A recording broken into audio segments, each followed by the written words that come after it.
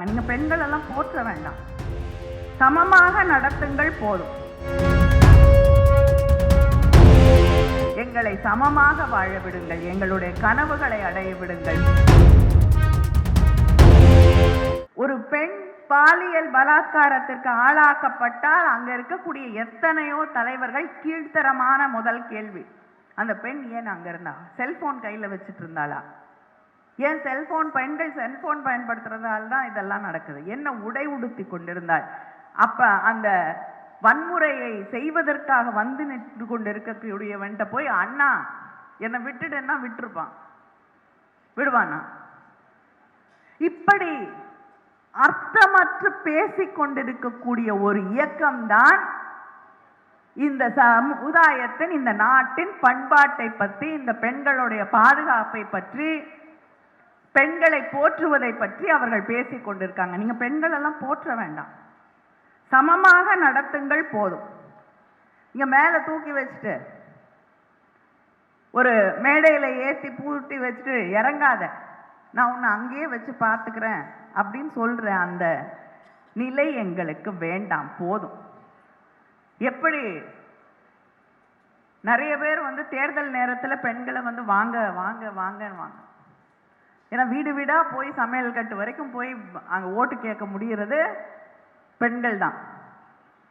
தேர்தல் முடிஞ்சப்புறம் ரொம்ப சந்தோஷமா நல்லா வேலை செய்யுங்க, போயிட்டு வாங்கன்னு வாங்க.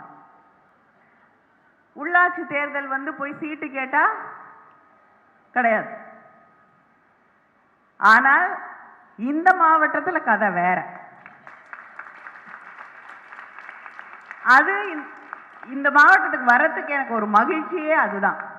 உழைக்கக்கூடிய பெண்கள், இந்த இயக்கத்திற்காக பாடுபட்டு இருக்கக்கூடிய பெண்கள், யாருக்கும் ப்ராக்சியா சீட்டு கொடுக்க மாட்டார் மாவட்ட செயலாளர். உழைத்திருக்கக்கூடிய பெண்களை அடையாளம் கண்டு அவர்களுக்கு பொறுப்புகளை வழங்கி இருப்பதற்கு என்னுடைய நன்றியை நான் மறுபடியும் தெரிவித்துக் கொள்கிறேன். அதனால அதைத்தான் நாங்கள் கேட்டுக்கொண்டிருக்கிறோம். உழைத்திருக்கிறார்கள் பெண்கள், இந்த சமூகத்திலே சமமாக வாழ்வதற்கு எங்கேயும் ஏற்றி வைக்காத, கீழே போட்டு மிதிக்காத, எங்களை சமமாக வாழ விடுங்கள், எங்களுடைய கனவுகளை அடைய விடுங்கள். வேலைக்கு போகணுமா, என்னுடைய வாழ்க்கையை நான் தீர்மானிக்க கூடிய இடத்திலே என்னை வை. அதைத்தான் திராவிட இயக்கம், தந்தை பெரியாரின் காலத்திலிருந்து ஓட்டுரிமை கொடுத்தது கூட திராவிட இயக்கம் தான். உலகம் பூரா இருக்கக்கூடிய பெண்கள் ஓட்டு போடுவதற்கு ரத்தம் சிந்தி இருக்கிறார்கள், சிறைக்கு சென்றிருக்கிறார்கள்.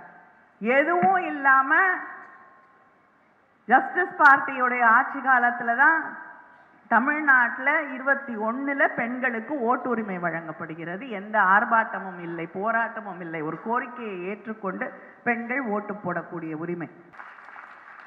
எதற்காக நம்முடைய தலைவர்கள் எல்லாம் பாடுபட்டார்களோ அந்த சமூகத்தை உருவாக்கி காட்ட நாம் தொடர்ந்து பாடுபட வேண்டும்.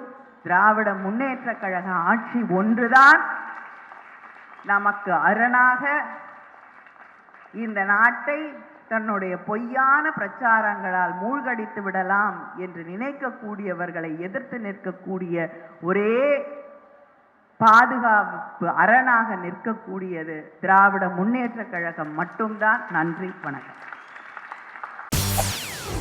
செய்திகளை உடனுக்குடன் தெரிந்து கொள்ள உடனே சப்ஸ்கிரைப் பண்ணுங்க.